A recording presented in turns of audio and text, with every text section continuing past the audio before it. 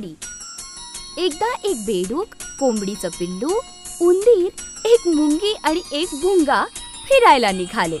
फिरता फिरता ते एका नदीजवळ आले. बेडूक म्हणाला, चला आपण नदीत पोहूया. आणि त्यांनी पाण्यात उडी मारली.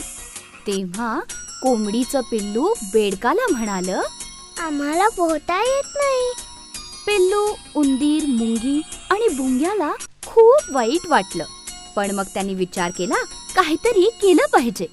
पिल्लानं एक मोठंसं पान आणलं, उंदरानं एक अक्रोडाचं टरफल, मुंगीनी काटकी आणि भुसा आणला, तर भुंग्यानी एक काळा दोरा आणला.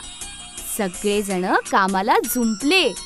त्यांनी टरफलात भुसा टाकून त्यात काटकी रोवली आणि त्याला एक पान बांधलं आणि एक सुंदरशी होडी तयार झाली. ती होडी त्यांनी पाण्यात ढकलली आणि सगळेजण त्यात बसले.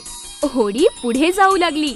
बेडकानं त्यांना पाहून हसण्यासाठी डोकं वर काढलं, पण होडी मात्र हळूहळू लांब जात होती. कोणालाही कधी कमी लेखू नये.